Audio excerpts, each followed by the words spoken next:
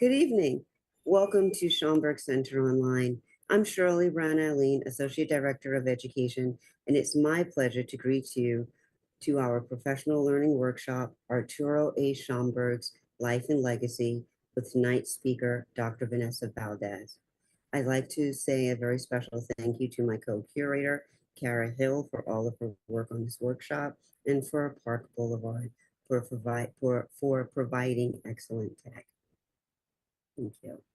Okay, so the Schomburg Center for Research in Black Culture in Harlem is one of the New York Public Library's renowned research libraries, a world-leading cultural institution devoted to the research, preservation, and exhibition of materials focused on African American, African diasporic, and African experiences.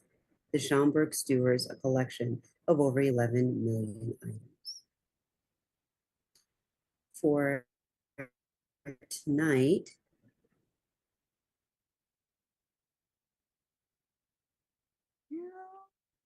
next slide. Oh no. Well, let's see, for tonight's agenda, you can see right now we're doing our welcome. Then on about Arturo A. Schomburg's Life and Legacy. Around 6:35, we're going to do a Q&A, and then we're going to have a 5-minute stretch break about 6:55. Around 7 o'clock, we're going to take a look at an excerpt from the Arturo A. Schomburg's lesson, where we're going to be looking at various sources, including The Negro Digs Up His Past. And then around 7:25, we're going to have a wrap up, and we will do our CTLE and evaluations. So, for our virtual professional learning programs, we do have an etiquette that we use, which is number one, please use the chat feature to ask questions. We will ask questions at the end of Dr. Valdez's talk, and then we'll see if we can be able to ask questions again after the activity. And we also believe that all opinions are valid. So we do ask everyone here to please respect everyone in the group. Dr. Vanessa Valdez. Dr. Vanessa K. Valdez is a writer and independent scholar whose work focuses on the literatures, visual arts, and histories of Black peoples throughout the Western Hemisphere. An engaging speaker, she served as a professor at the City University of New York for 17 years from 2007 to 2024, where she earned the full rank of professor. She is an author and editor of 7 books. She has written on literatures by Black women in the United States, Cuba, and Brazil, as well as Diasporic Blackness, The Life and Times of Arturo Alfonso Schomburg, which is the namesake of the Schomburg Center for Research in Black Culture here in New York City. Her most recent book focuses on Joaquim Maria Machado de Assis, Brazil's most widely canonized writer. And she has also co-curated the Juan de Barrera Afro-Hispanic Painter and exhibition at the Metropolitan Museum of Art. And she's also co-authored its exhibition catalog. She currently serves on the advisory committee of the Schomburg Center Centennial Celebration, which is taking place from May 2025 to May 2026. She also serves on the advisory committee of the Harlem Chamber of Players and Central Press, and is also a volunteer for the Harlem Opera Theater. Thank you so much, Dr.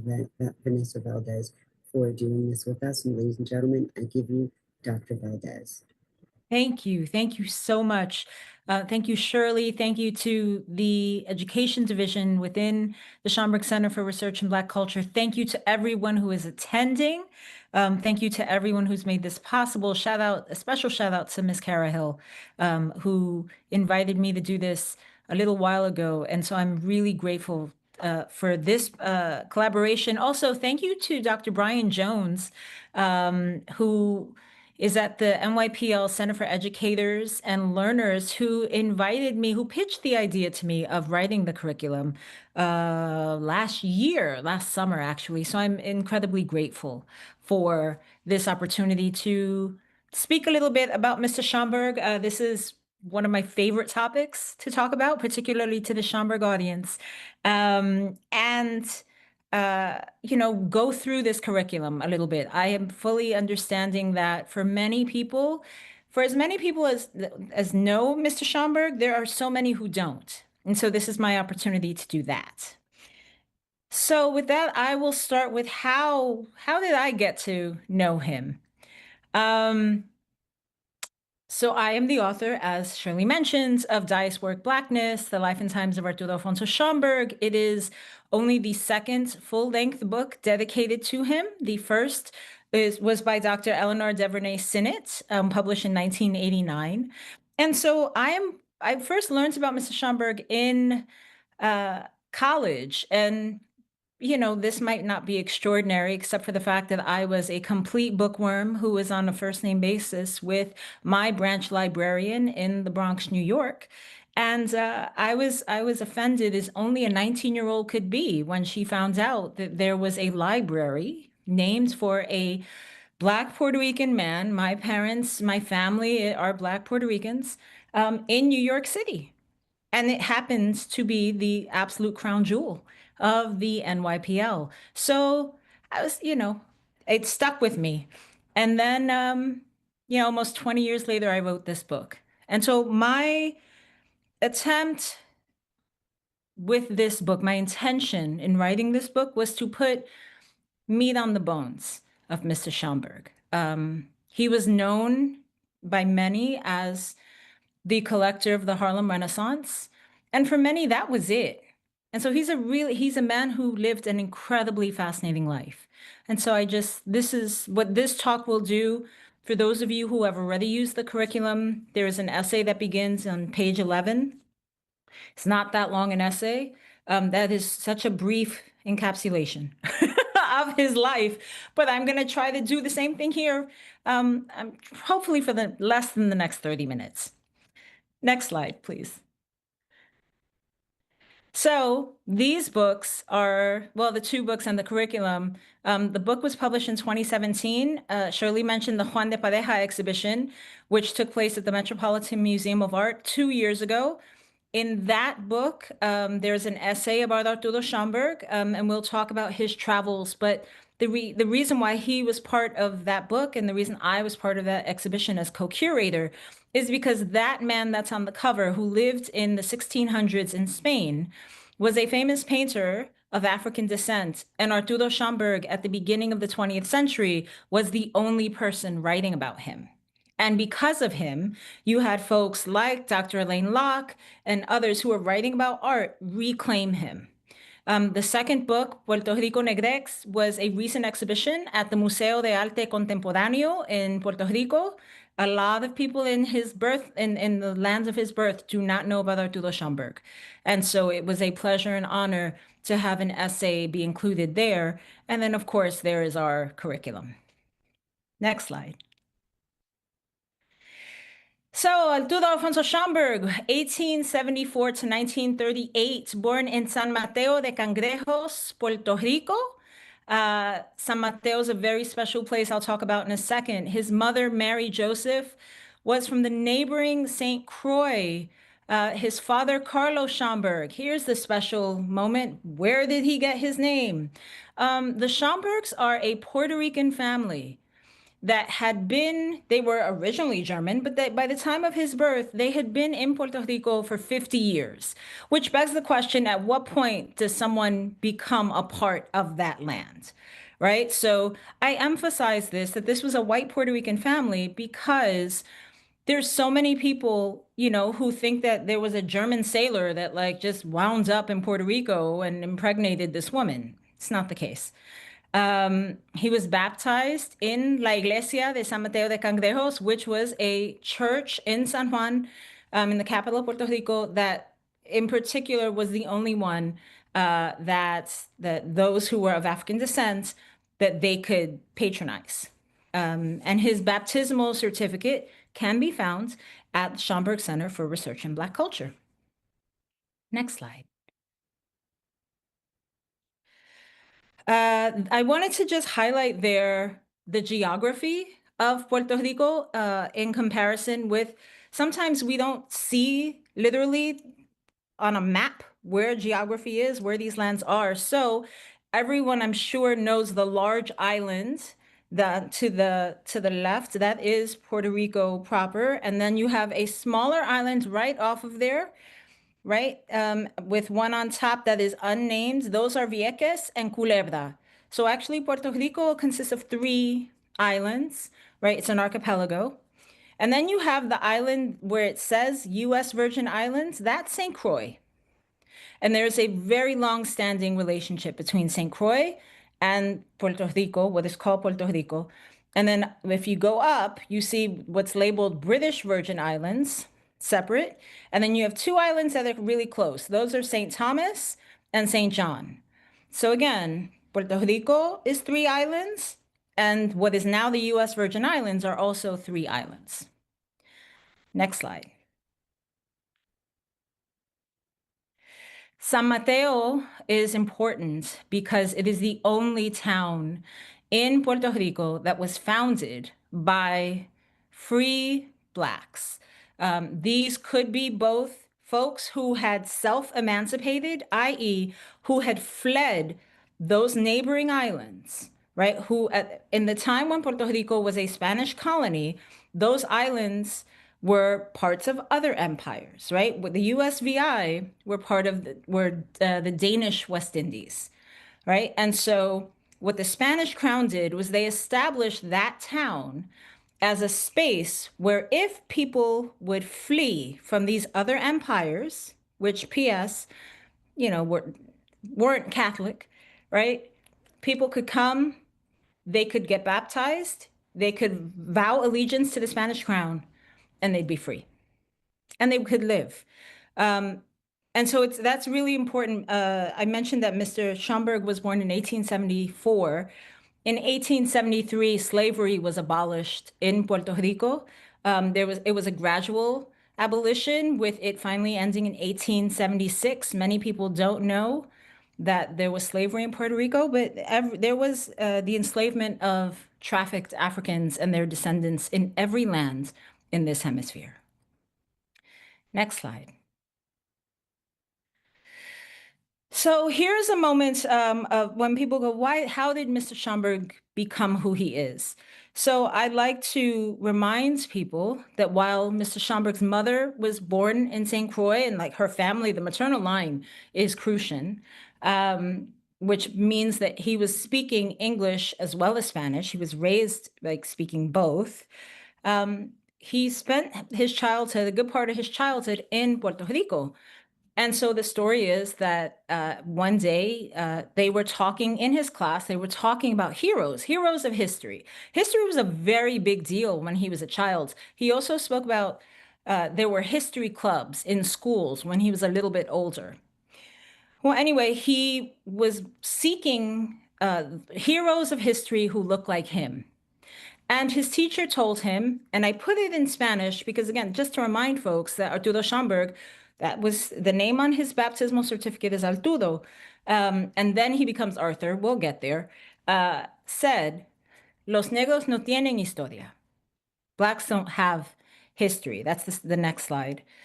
And so this was a very commonly held belief, right? This comes out of the Enlightenment period, the idea that Africa has no history, right? So this kind of rootlessness that marks peoples of African descent. Next slide. No, maybe. See? Okay, slide after that. And so this is a turning point. This is a real turning point for him, because what we know to be true is from his letters and from other documentation, he recalls this moment. He tells people about this. There's an article that his friend Arna Bontemps writes in the 40s, where he recounts this when he's honoring the Schomburg collection, what would be the Schomburg collection. So Mr. Schomburg moves to New York City at 17 years old in 1891. We do not know why he moves to New York City. The likelihood is that there were more job opportunities in New York, But when he arrives here, he finds himself swept up in the community of Black Cubans and Black Puerto Ricans who were fighting and organizing and mobilizing and raising money and imagining a free Cuba and a free Puerto Rico. Again, these islands were some of the last Spanish possessions at the time. The others also included the Philippines and Guam, which you may know if you teach the Spanish-American War, or at least mention the Spanish-American War. Well, these were the years leading up to that. And so he, at 17, joins the Cuban Revolutionary Party, the Partido Revolucionario Cubano. He co-founds something called Las Dos Antillas, which was a revolutionary club, meaning a club that was dedicated to the independence of both islands, as well as Club Borinquen, right? Dedicated to the freedom of Puerto Rico. At the same time, so he's deeply involved in that effort. A year later, at 18 years old, he's initiated into the Prince Hall Masons. The Masons, the Freemasons, are an incredible source of networking, of opportunities for him. He eventually rises up to be the Grand Secretary of the Prince Hall Grand Lodge in the state of New York in 1918. So again, if you only know either white Masons or Black Masons, please know that the Masons themselves are, of course, a global and international fraternal order. And at the time, he was initiated into a lodge in Brooklyn, and it was all Cubans, or mostly Cubans. And as the demographics changed, Black Cubans, as the demographics changed in that area of Brooklyn, the demographics of the lodge changed. And so it went from a Spanish-speaking lodge to an English-speaking lodge. And so he's, again, navigating a multilingual New York City reality. The other thing I want to emphasize here is that when people go, oh, there were Cubans here, New York City, the lower third of Manhattan, right? Lower Manhattan in particular, that was the site of a lot of factories for Cuban cigars. Fun fact. Fascinating history of like why there were so many Cubans here. And again, there were more Cubans here than Puerto Ricans at the time. Next slide. There is a picture of Mr. Schomburg with his brothers, with his brother Masons. They are on the back row. He is on the back row to the right. And this photograph, like all of the photographs that I show in this presentation, can be found in the Schomburg Center's digital collections. Next slide, please. So he has those things going on. So 1891, I said 1892. In 1898, the Spanish-American War happens. Cuba loses that war, right? Spain loses that war, better said, though it was the third war of Cuban independence. Actually, Cuba had been fighting since 1868 for independence from Spain. But Spain loses this war to the United States. The United States intervenes. The United States gains Cuba as a protectorate, gains Puerto Rico as a colony, gains possession of the Philippines, and goes to the Philippines, then rise up against the United States and Guam, right? And so these, with the exception of Cuba and the Philippines, right, and Samoa, Guam, Samoa, and Puerto Rico continue to be non-incorporated territories of the United States. And he stays in New York. Many of his compatriots, they actually either go back to Cuba, they go to Puerto Rico, some go to the Dominican Republic. He decides to keep his life here. And so in the subsequent years, we see this real investment in the collecting, the preservation of Black history. In 1911, he co-founds the Negro Society for Historical Research with John Edward Bruce, who served as a father figure, who served as a mentor. He is the older gentleman in the middle of that photograph. He was a man who was born into enslavement in Maryland in the 1850s. Of course, lived through the Civil War, came up to New York and was an incredible businessman who started several newspapers, who's very much about economic empowerment for Black peoples. Next slide, please. So this is an indication of what Mr. Schomburg was doing. So this was not, I do want to say this really clearly. Again, as a collector, Mr. Schomburg was a working class man who held a series of jobs. The job that lasted the longest, well, the one that he finally settled on, was he was a mail clerk in a clerk in the mailroom of a firm on Wall Street, which he did for 20 years. But prior to that, he was a bellhop. He was an elevator operator. He worked in a print shop. He did the things that he could do as a Black man in New York City. And so everything I'm about to talk about is what he did in his off time, right? So he was with the Negro Society for Historical Research. It's a learning society. It was a group of men who dedicated to bringing history together, sharing it with each other, right? Collecting books, preserving those books in one's homes. At one point, the library of the group winds up in Mr. Schomburg's home, and they give speeches. So by 1913, he's known as someone, right, who is giving these speeches. His intellect is being recognized, right? He's huge within the world of Masons, right? Like his brother Masons recognize him for those values, but outside of that, he's also already beginning to be known. And here is a speech he gave at Cheyney Institute, which is now Cheyney University, one of the first HBCUs, historically Black colleges in this country, in Pennsylvania, where he is calling for the establishment of Black studies, essentially. He is saying we've reached the crucial period of our educational existence. We have chairs of almost everything and believe we lack nothing, but we sadly need a chair of Negro history, right? The white historians have their chair of history. It is the history of their people. And whenever the Negro's mentioned, it dwindles down to a footnote.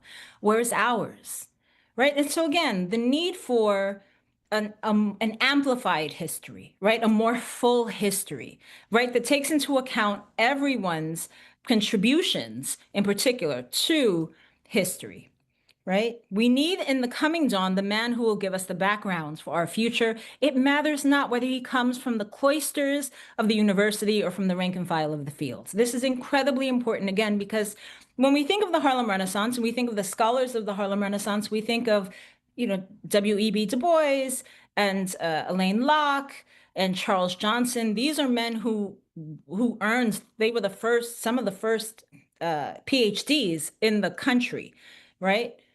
He was not.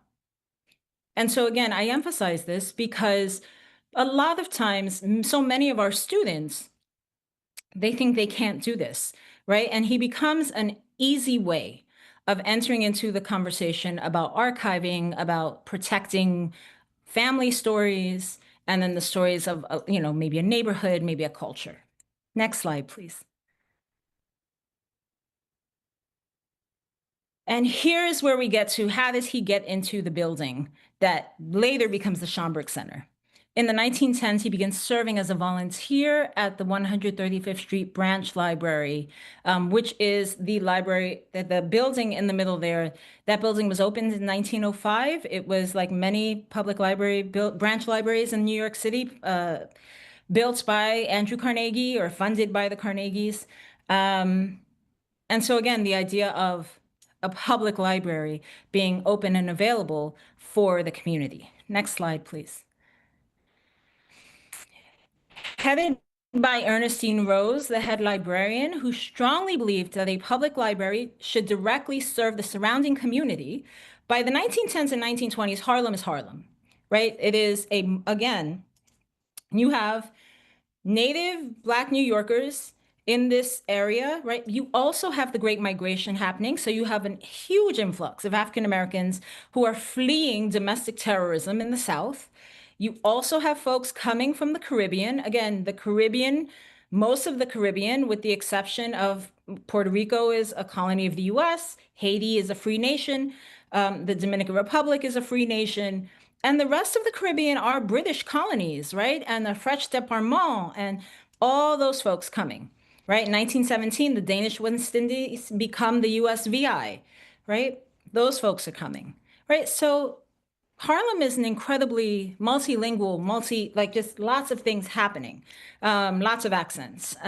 So to that end, it's a Black space, and Ernestine Rose hires some of the first Black librarians in that New York Public Library system. So Nella Larson, who is the author of Passing, Catherine Latimer, Regina Andrews Anderson, Buda Belpré is the first Puerto Rican with a license, with a library license. Here's a picture of the reading room.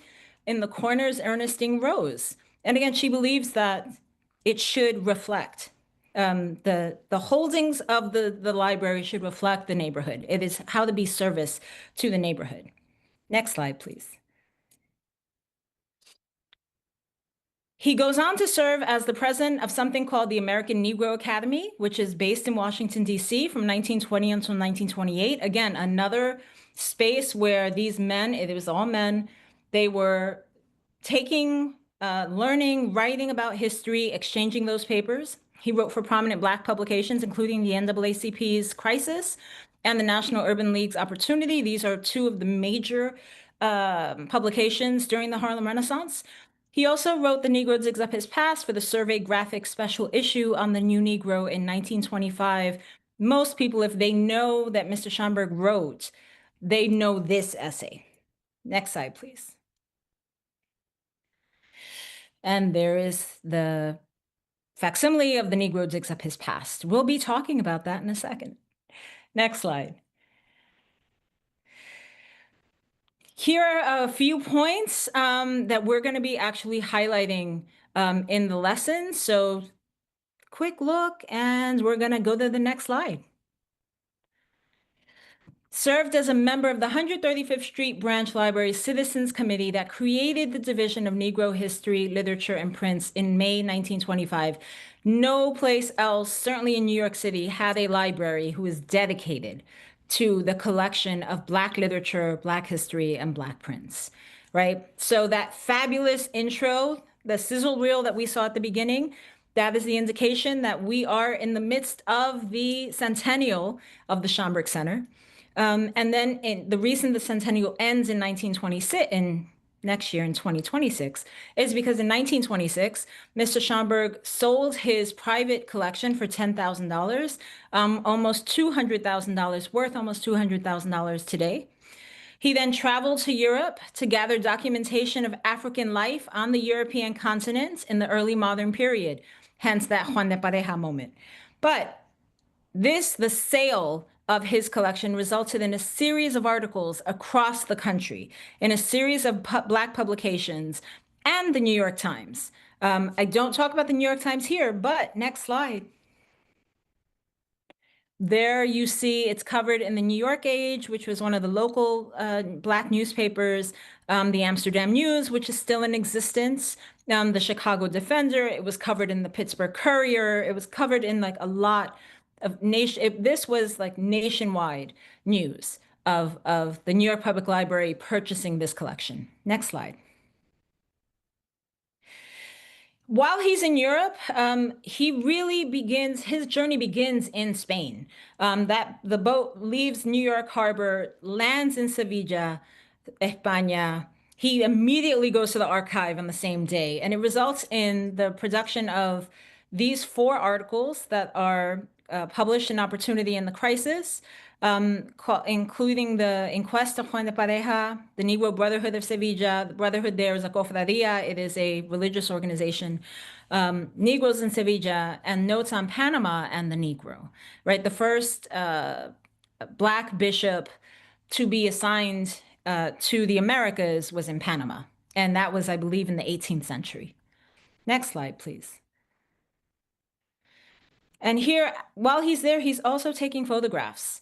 And so what you see there, and again, if you've looked at the curriculum, you might have seen like there's a picture of this. This is his private photo album. And this is a leaf from there. That's his handwriting on there. Those are his photographs. You can visit those if and when you decide to go to the Schomburg Center's Photographs and Prints division, you can see the original. Next slide, please. Here's another writing that he did to indicate how long ago for how long he had been interested in Spain's role in the trafficking of enslaved Africans. For many of us, we are familiar with 1619, but when one cites 1619, one is actually citing English colonization, British colonization, and people may say, well, what's the problem with that? There's no problem with it. But we also know 1492, Columbus sailed the ocean blue. And there's a disparity between 1492 and 1619. And in that disparity, those 100 plus years, Spain was on these lands. They weren't just in Puerto Rico and Cuba and the Dominican Republic, or what is now known as the Dominican Republic, but what was then the island of Haiti. They were also in Florida. They were also in the Gulf Coast, right? And so here what you see is his writings where he's not only saying the services rendered by Negroes in America from the discovery of the islands beyond the Pillars of Hercules by Christopher Columbus to the end of the 18th century make a chapter of history transcending in importance anything which has taken place in the old world.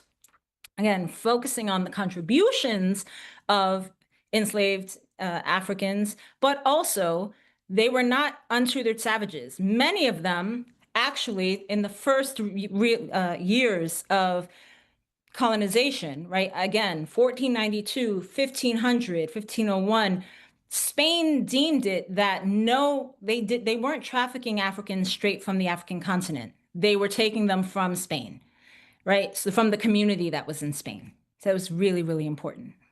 Next slide. Also, I will say, I hope that you are writing thoughts and everything in the chat. I can't see the chat, but I know I'm giving you a lot of information. He served as curator of the Negro collection of Fisk University Library from 1931 to 32. This is upon his return from Europe, right? He actually retires from his job at the firm. He then goes down to Tennessee to the Jim Crow South, where he accomplishes what he did in New York City. He does it again. And here you see the impact.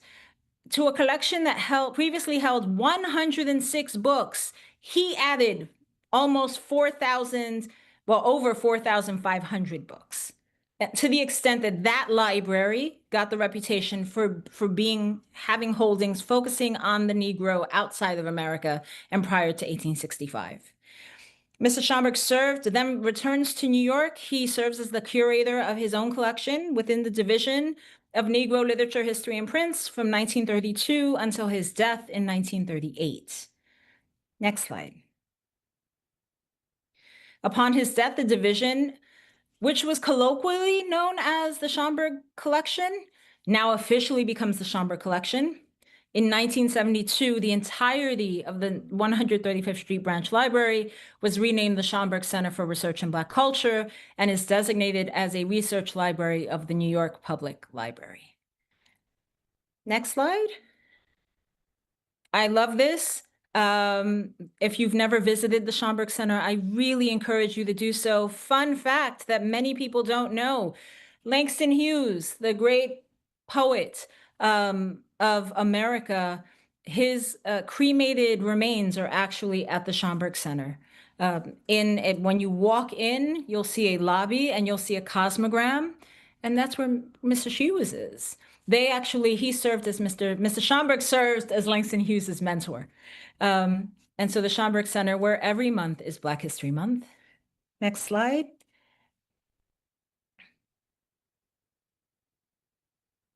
And there we go. Yes, I made it like under a minute left. Thank you all. Thank you, Dr. Valdez. That was wonderful.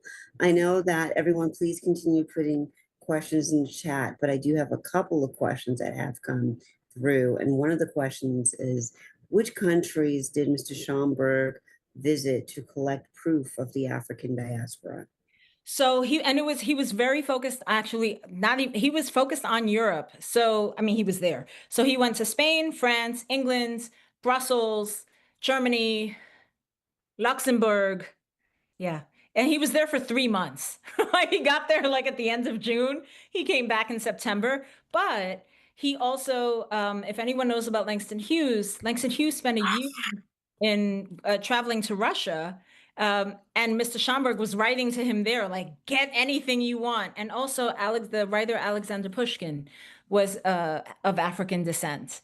And so Mr. Schomburg was communicating with him over there. So it wasn't only what he personally could see, he had ties around the world. And so they were all, he was always communicating with everyone. And if they went someplace he was very interested in, he would ask them he would give them a list of things to look for.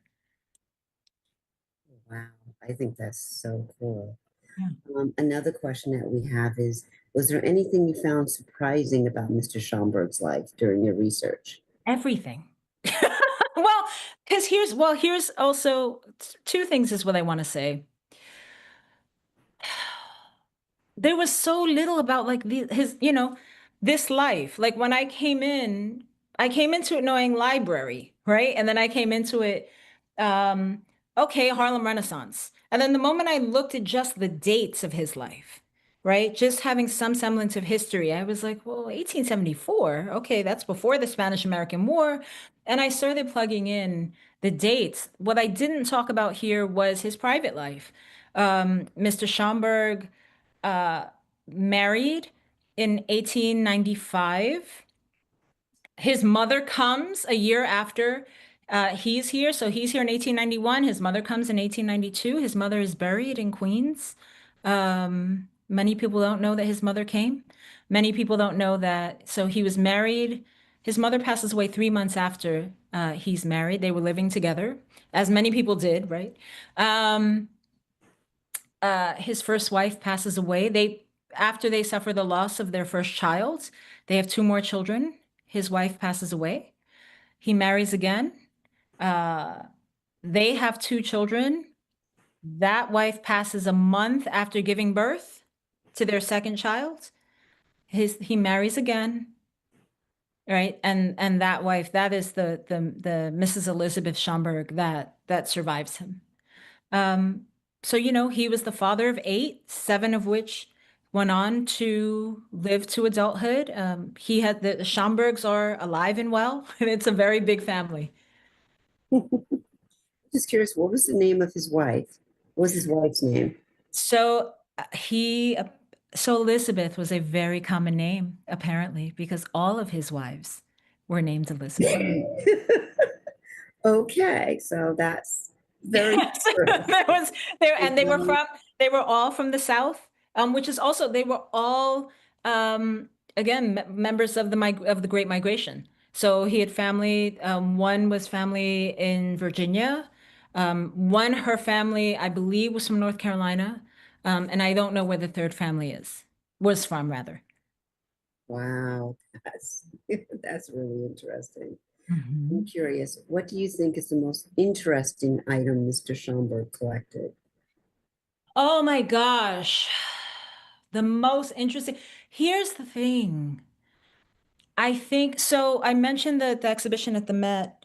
One of the things that it was really important for me to do was put on display some of the items that he collected when he was in Spain or from Spain in the 1500s. There are things that also are from France. There are things that, the focus of that exhibition was Spain, but there's so much so much. And for those of you who have access to, certainly if you come to the Schomburg Center, they'll give you access to to historical African American newspapers. Every single article written about Mr. Schomburg's collection, just like the Negro digs up his past, they detail all of these items, right? The earliest items from 1550 by an Afro-Spanish professor of the Universidad de Granada, Juan Latino, right? And you can actually go and see it in manuscripts, archives, and rare books. The other thing I will say is there is both again, I encourage everyone to please visit the Schomburg Center if you've not seen it, because they have an exhibition that's now on display of items, some of which Mr. Schomburg collected. There will be there. This centennial is full.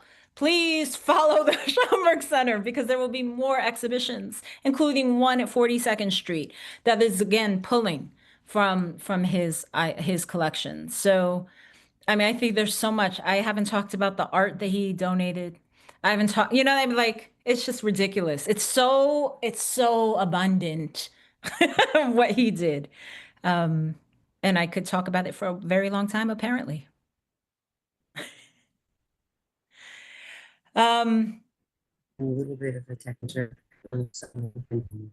Hi, There we go. you're back. Okay, I wasn't sure if it was me who it was me. Oh, I'm sorry, it was me. It's okay. You know what? I Another kept talking. question that I have is, no, um, how entrenched was he with being a Mason? How important Oh, was it I to mean, him? he was a national. And where was his lodge? And the second part of it is, where was his lodge in Brooklyn? Oh, where was the lodge? I don't know. So during your break, I will go look that up because it used to be called El Sol de Cuba Lodge. It was then renamed. I believe it's the Prince Hall Mason Lodge. I don't know which number it is. So I can find that out. Um, I forgot the first part of that question. I'm sorry. But how important was it for him to be a Mason? Tremendous. And the reason that I talk about it in my book is because one, as a man of his time, right? The Masons were one of the several fraternal organizations, but that really in a society that was denying Black men their humanity, right? This was an organization where men were supporting each other, were going through certain rights that were all about what are the contributions we can make to our society and what it meant to be an informed citizen, right? In this society, in this democracy, right? And so if they did not have great formal education, they were teaching each other. That was also a space where there was a library there. He maintained that library. He maintained documents. He becomes the highest ranking Mason in 1918 in New York State. He becomes like the grand fellow, like he is a big deal, right, within the Mason world. And again, prior to the sale of his collection in 1926, he was, again, locally, he was known for his collecting, but he was a tremendous figure within the Prince Hall Masons. Wow, Mhm, that wow, I did not know that. I really didn't know that.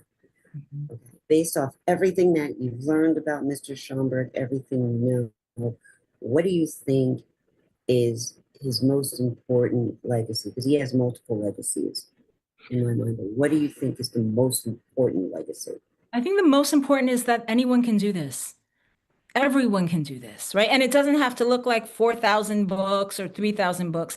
But if you are curious, I think his legacy is to be curious about our past, right? Curious about your family's past, curious about your neighborhood's past, curious about the people that surround you, right? Anyone can do that. And so when I was teaching, for me, that was also, I wrote this book more than a decade into my career as an educator. But there was so much about him that resonated with me, and that was one of them. He was endlessly curious, right? So just to continue being curious. We have another question, which is what kinds of African art did Arturo collect? Did he visit Africa and where? He did not visit Africa. His biggest trip outside of this country was that Europe trip in 1926. Um, and so he collected uh, not just African art. And again, please go visit our Arts and Artifacts division at the Schomburg Center, our Arts and Artifacts division at the Schomburg Center. Um, because there's certainly been efforts to document all of his books, right? That seed library. It's been more difficult to document the art that he donated, particularly because they weren't recorded within the NYPL system in the same way that books were. They didn't get accession numbers in the same way that books did. He was a patron to African American artists, right? He had, meaning he worked with the Harmon Foundation. Harmon Foundation at the time was one of the organizations that was very supportive of African American creatives, right? Particularly painters. So he curated exhibitions. He served as a judge for them. So very much about African American art and also Afro-Cuban art. There was, I forgot his name his name at the moment is escaping me, but there was one man that Langston Hughes meets when he goes visits Cuba. Mr. Schomburg connects him with a group of a lodge of Afro-Cuban men in La Habana, right? So Langston Hughes stays with them, and then one of those men paints his own interpretation of Juan de Pareja and dedicates it to Mr. Schomburg, and that is in the Schomburg collection. Oh, we have another question that someone asked. Could you please state again where the Schomburg name comes from? So the Schomburgs are a family of Puerto Ricans. Originally, they were from Germany, but the family has been there by the time of Mr. Schomburg's birth. They'd been there for 50 years. So let's think about any of our families from 50 years ago, right? We're talking at least two generations of people. And so this is why, for me, what it demonstrates for those of you who have taught about Latin America and have taught about mestizaje in particular, right? The mix, right? That is a common discourse that says that, oh, Latin Americans writ large are a mix of European and African and indigenous, right? What this demonstrates is apparently not all Europeans fit in that mix because it still causes what do you mean there were Germans? And what that's related to is in 1815, the Spanish Cortes, the legislative body in Spain, wanted people to settle in their colony of Puerto Rico. Cuba was fine. Cuba was big, it was huge. Puerto Rico didn't have as many people. And so they made it easy. They wanted European immigration, particularly if you know anything about Spain, they were pretty obsessed with pureza de sangre. They were obsessed with whiteness themselves. They wanted people from the right countries. And while Germany wasn't yet unified, that area, they really wanted that migration. And they supported that migration.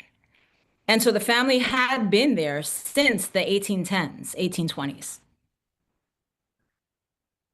Okay, that makes a lot of sense then. That makes a whole lot of sense. And we have time for one more question. And the question is, did Schomburg ever return to Puerto Rico? He did. There is a picture in our curriculum. I don't know if anyone has seen it, or if y'all can pull it up on your own computers. There's a picture of him with this seeming white woman sitting next to him. And he's staring at the camera, at the lens, and he's like this. That's his sister. And that is in 1909, and that's in San Juan, I believe 1909. But he goes back in the first decade of 1900s because his family was still there. That is great. Thank you, Vanessa. And I know you're going to stay with us. Um, just to let everyone know that we will be giving you a link to a booklet and to the curriculum that we're going to begin spotlighting in just a bit, so that everyone will have it. So you have a booklet filled with resources, with web pages. You can be able to access a list of books along with links to our curriculum, in particular, the one that we're spotlighting today about Arturo A. Schomburg that Dr. Valdez wrote for us. And we will be looking at some of the sources from that. So we're going to take a 5-minute break. We're going to take it a little bit early, and we're going to come back around 6:55, 6:56, and then we're going to put a link in the chat for something called Padlet, and we're going to have, which will actually enable all of you to go into this wonderful, wonderful screen, and you'll be able to look at the sources yourself. Okay, so we're just going to take a 5-minute stretch break, and we'll be back in 5 minutes, 6:55. Thank you.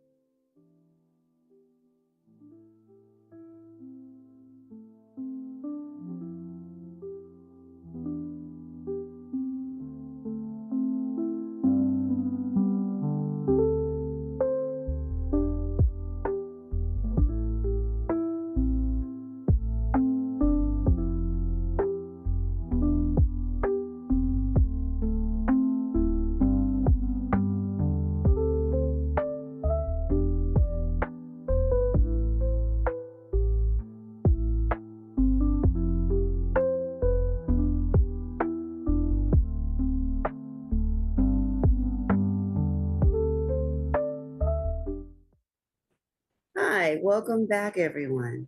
Okay, hope you enjoyed your stretch break. Okay, so what we're going to do now is we're actually going to take a look at some of the sources in the Arturo A. Schomburg's Life and Legacy curriculum. So in the chat, we've put a link for something called Padlet. As you see here, we'll put the link in again. And when you click on the link, you should actually see the page that we have here on the screen. And then once you go in, you can see that we actually have 3 of the sources that are in the curriculum. And if you notice, we actually have some words underneath it. So if we can click on the green one, please, the source with the green background. Okay, you can see here, we actually have the source here. Everyone, once you go in, you can click on the green source. And then if you look closely, you can be able to take a really good look at what is here. It says Columbus Park, Seville. Okay. And Vanessa, what is Columbus Park, Seville? So that is a park that was dedicated to Christopher Columbus in Seville, Spain. And so the interesting thing, the reason, as I indicated in the presentation, there's several of these, right? These are all like, by the time I got to the photographs and prints division, these were all individual pages. It wasn't like there was an album that we took apart. So, you know, conservationists in the room, please know we did not do that. But I selected this page in particular because if you look at the picture on the left where it says the wanderer looking, thinking of of Mitzpah across the pond, right? And so the question in the curriculum is like, what's Mitzpah? And what is that a reference to, right? And it's a Hebrew word, but it's a biblical reference, and it's a reference to the this diaspora, the spreading of Jews, right? When the tribes all break apart. And so he is thinking about his countrymen across the ocean, right? And so I think that even that, right, like almost everything that Arturo Schomburg does is an accumulation of all these different sources that are unexpected, and yet there's so much, right, there's so many layers to it. Which is really cool because these photographs are interesting. And I want you to think about your students. They're going to take a look at these photographs and they're going to have questions. They're going to wonder, what is this? Where is this? But with that in mind, if you look next to the image, you'll actually see it says, based on this image, please respond to the following questions in the space below. And the 2 questions which are in the curriculum are, why did Arturo Schomburg collect historical items? And how did Arturo Schomburg understand the purpose of his work? Thinking about these images, why do you think he would have chosen these images to collect and put part of his collection? Okay. Right. I think the other Go ahead. I'm sorry. I think the other part of this is he took these photographs, right? And so we think about he literally is wandering through the city, taking pictures, right? Like he writes about using his Kodak, right? And taking these pictures. And so even that, you know, in this world where I know phones are banned in New York State now in the classroom, but outside of the classroom, many of our students have phones, right? So even that, you know, developing something about, you know, the built environment, right? Like how history is in front of us, right? Who gets commemorated with a statue, right? Like there's so much that's there. Absolutely correct. So here's what I'm going to ask all of you to do. If you click, there's a box there. It says add comment. Write what you put in the comment section for this image next to it. What do you think of this image? What do you think is going on? Why do you think it's important? Okay, just take a few moments, think about what you would want to say, and then you'll be able to type it right into the box. Okay, so let's see. We'll give you about 2 minutes to type in your answers.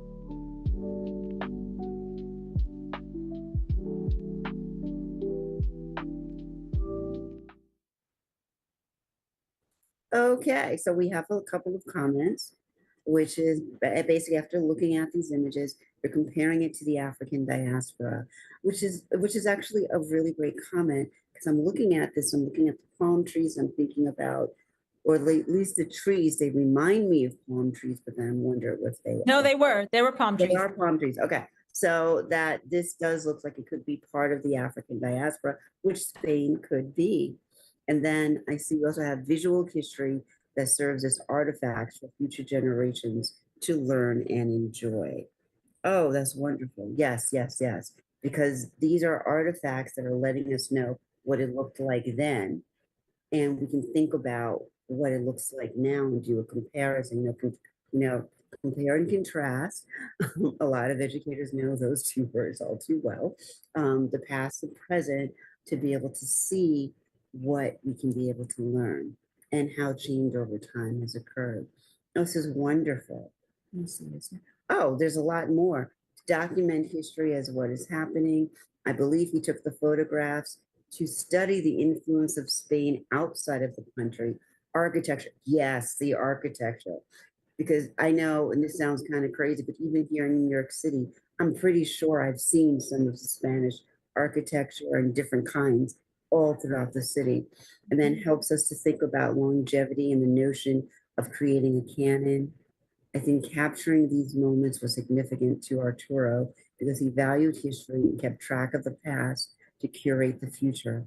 As a man who was once told he had no history, he stayed curious and explored primary sources for a lifetime. Okay, I need that as a quote for everything we do. Thank you so much. Thank you guys. Your comments are absolutely fabulous. Okay, so here's the part two. Here's where I'm gonna truly make you students. There are two, okay, we're gonna come out of this source, and there are two other sources. The one in yellow is actually a video. There's no sound, but it's the only video of Arturo A. Schomburg. Okay, so what I want you to do is, and mind you, the other two, you can choose one, you don't have to do both.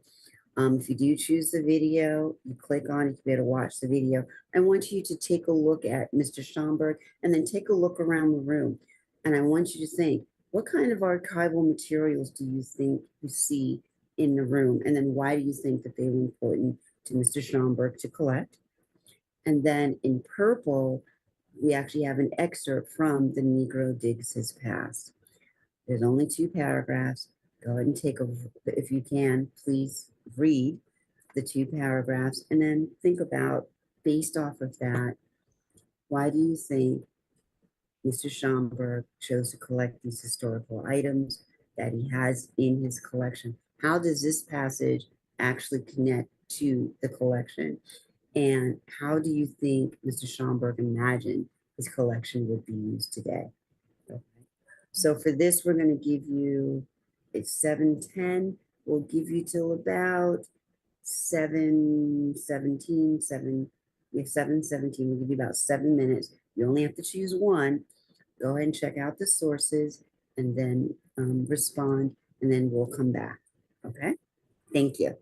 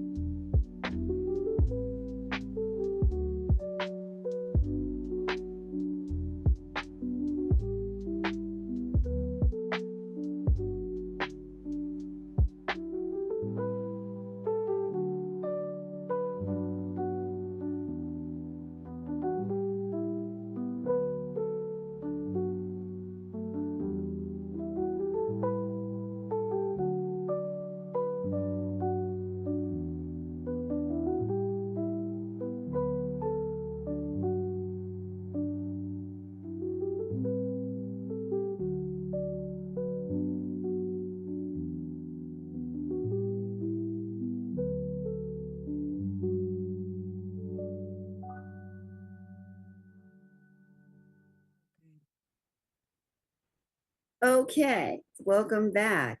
I see that we have some really great comments.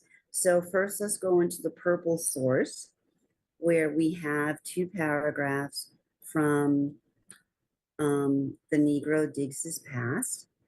And as you can see, we have some really great comments, which is the first one is he collected historical items for future generations to use as a springboard into the exploration of our past, not the one told to us by colonizers, but the past that has been hidden from us. And to use this knowledge to chart our future. It's the old saying, you can't know where you're going until you first understand where you came from. Absolutely correct. I love this. This is a really great thought pattern regarding the passage and regarding connecting this to the Schomburg collection. Think about how you want to use this with your students. Think about that this is actually one part of a larger essay. And if you come to Schomburg, to our Schomburg 100 exhibition, you can actually see the original in the exhibition. Okay. And then because I'm also very conscious that we are running low on time, and I see I'm going to read a little bit of the next answer for this one, which is when the Negro digs up his past. Arturo Alfonso Schomburg explains that he collected historical items to reclaim and preserve the rich legacy of Black achievement and culture that had been systemically ignored and erased from mainstream history.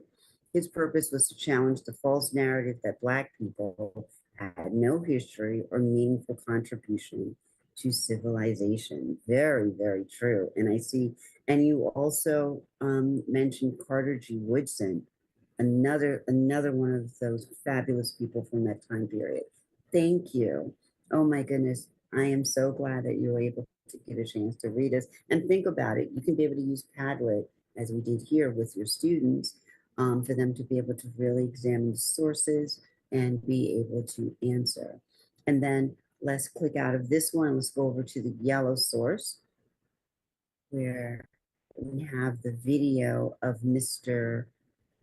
Schomburg, as you can see here. And he's actually in the original 135th Street branch of the New York Public Library that eventually becomes the Schomburg. And ironically, in this exact same room happens to be where the Schomburg 100 exhibition is. And to look at the answers, a couple of the answers for over here, it's like, I learned this was the first librarian that was walking with Mr. Schomburg. Yes, the woman walking with Mr. Schomburg is Catherine Latimer, the first Black librarian in the New York Public Library system. And she was extremely, extremely valuable and important to the collection because she really did steer it. She worked with Jean Blackwell Hudson. They grew that collection. Very, very important. See, next we see here books and art, sculptures. I see a statue of a Black man. The books were important to counter the narrative he and others were told as a child that the Negro has no history. The art is also a part of history and tells a story of our beauty and greatness. Yes, very. Thank you. Thank you very much.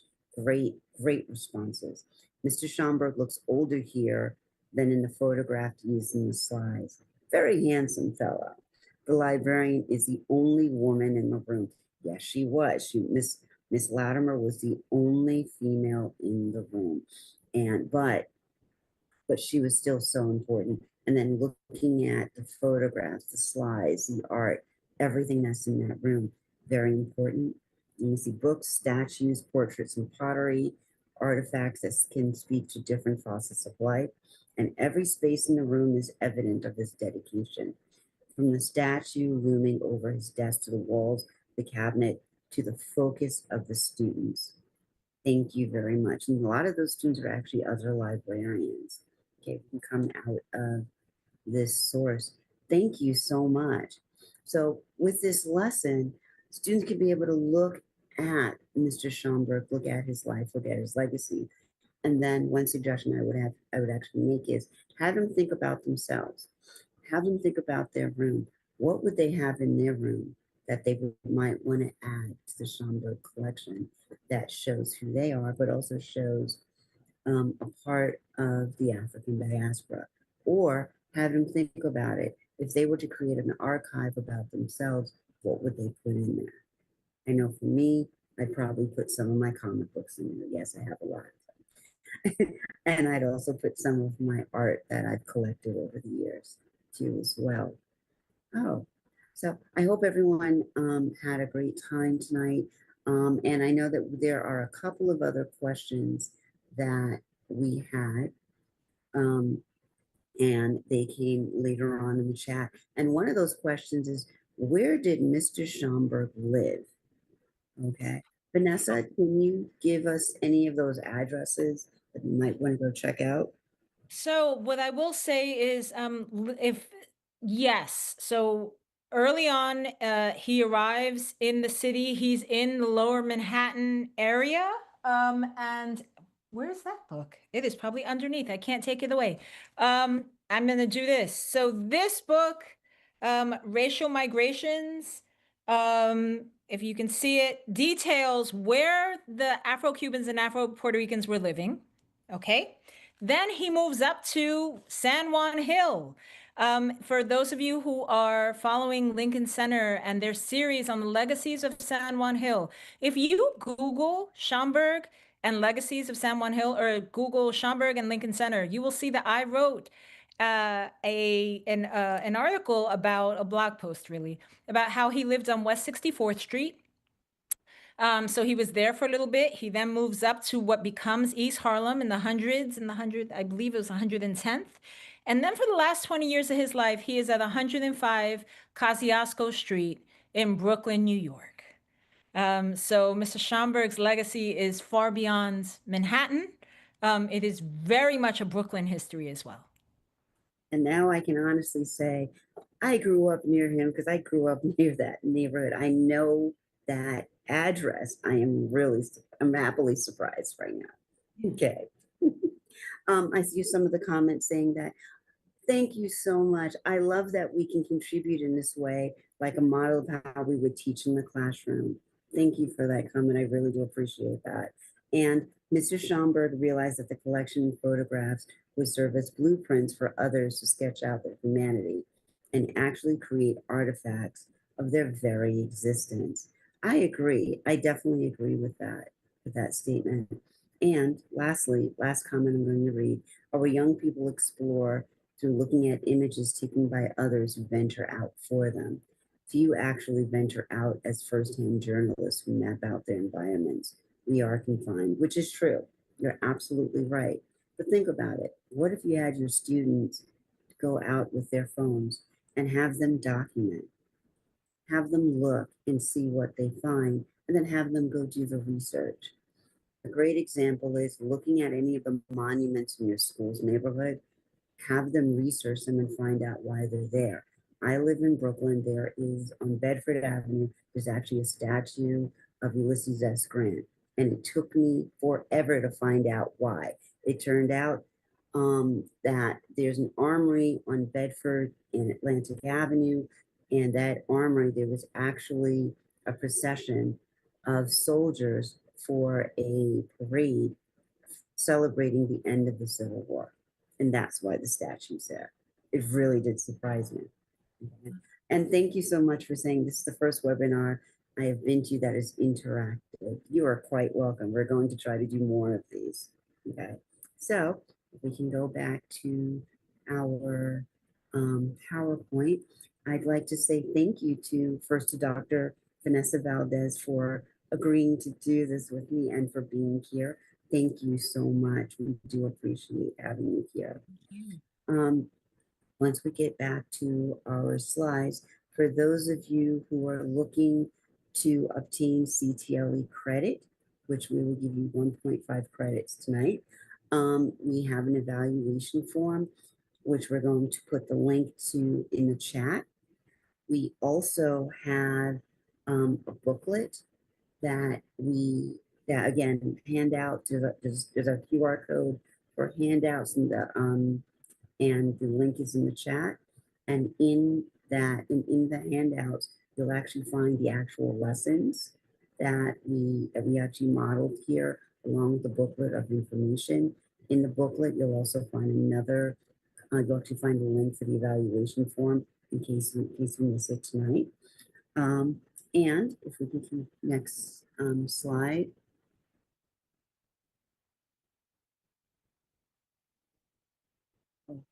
We also have a slide where we're talking about what's coming up next.